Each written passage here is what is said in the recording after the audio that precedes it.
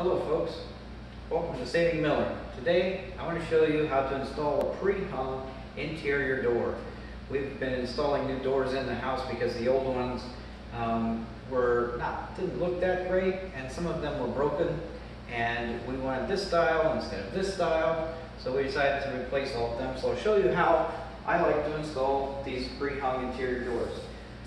Now, I was a trim carpenter for quite a few years. I've installed hundreds of them. And so I have a few shortcuts, and maybe I'll remember to mention them, probably not. So the first thing I want to do is get an idea of how the jamb looks. In this case, the jamb is really close to level, but the top leans back just a little bit. So I'm going to keep that in mind when I go to set the door.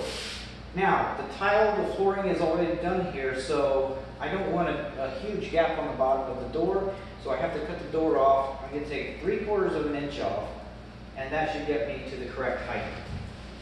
So,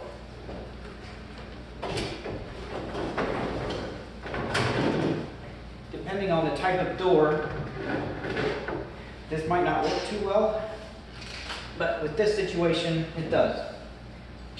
So, to install this door, I literally have 4 tools, and you'll see them as I go, plus a pencil and shims. And that's really all you need. So, I mentioned I'm taking off 3/4 of an inch. I'm going to make that line so that I can see it. I am going to grab safety glasses due to the sawdust.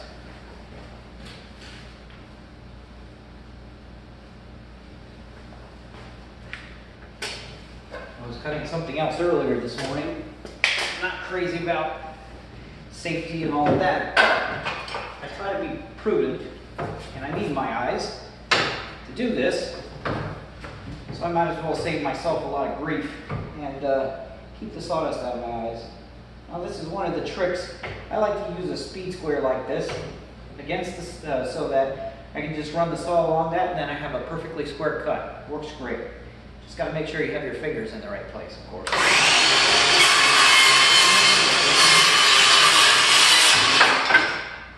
So there's that side. By cutting it from this way, you shouldn't have any tear out on the bottom. It should be a nice clean cut.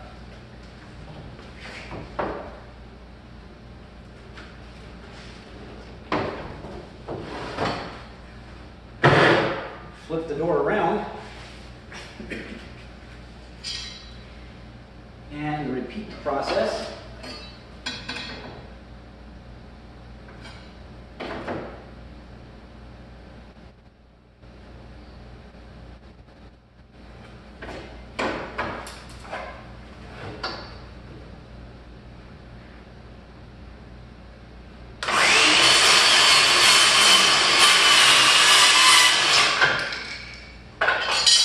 There. Now we'll have an appropriate gap there.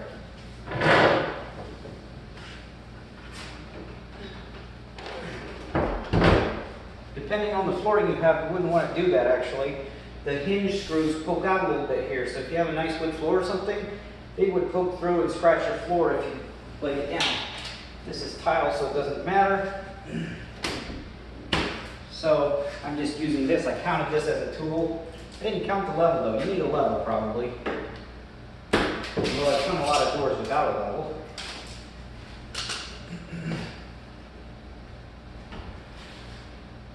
Pin here comes out.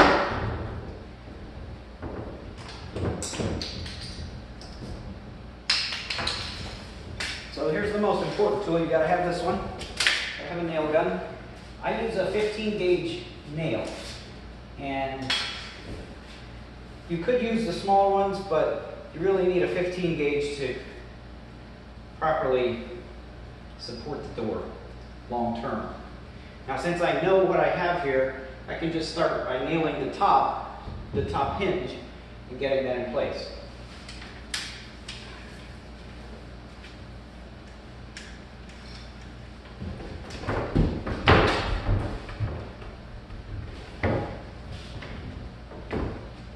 So I'm going to center the door in the opening. I'll adjust my shims. I like these long ones. These are fantastic for doors. I put it right below the hinge so that my nails can go in here, and support that, and then I also support the top to keep that from moving.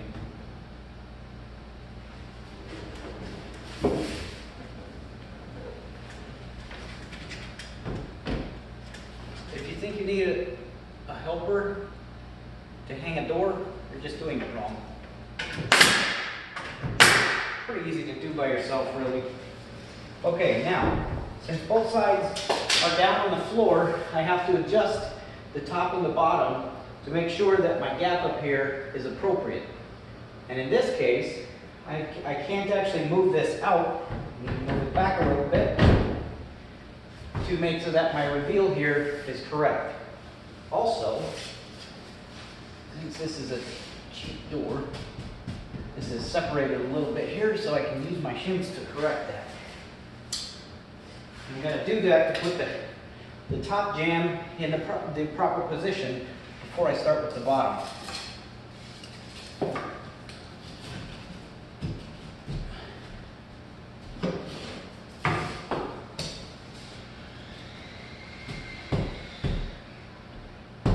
So I do this to adjust this reveal, and I've got that one where it needs to be. Another bad idea, but it works. I've done this for a long time. Nail gun doubles as a hammer. Can't beat that.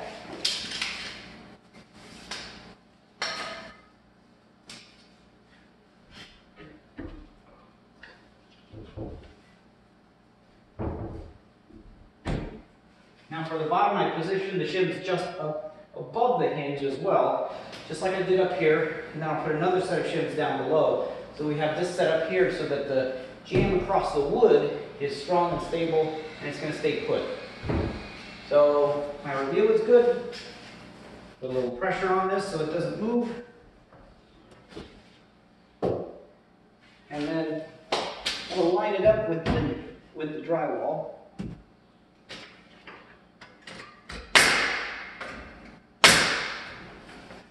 Now, the door that I took out had 2 nails there, 2 nails there, and 1 or 2 nails here. That's just not sufficient to keep the door in place long term. It really should have those 2 nails and all the others that I'm going to put in.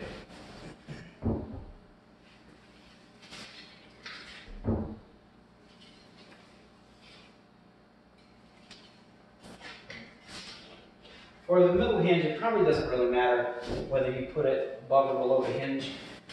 Just pick one.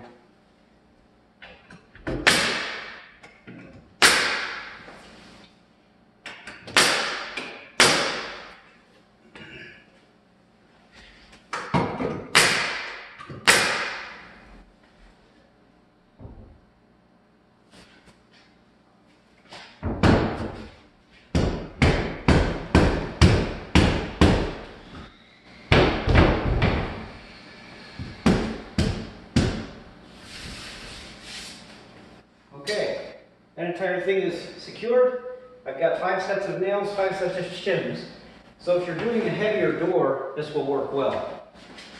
This is a pretty light door, but still the right way to do it. Top is secured. Hinge is next. Or I'm sorry, the doorknob and strike plate. So because the jam is angled a little bit, the shim actually holds that jam in place perfectly. In this case, I'm going to move that to the very bottom of the strike plate mortise, and then I can actually conceal a nail to save the painter some work. Put it right in the corner. That's secured. And now I do the bottom here because, as you can see, it's a bit wild.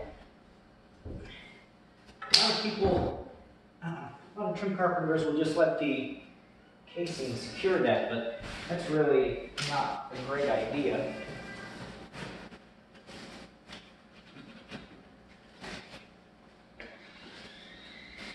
Looks like I need another tool.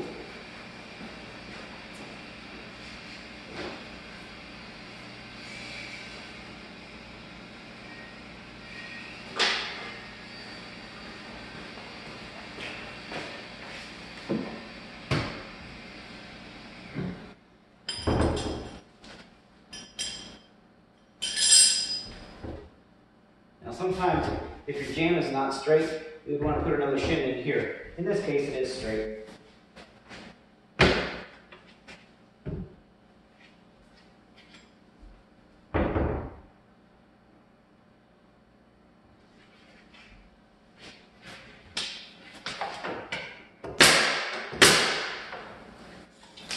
Okay, what did I end up with here?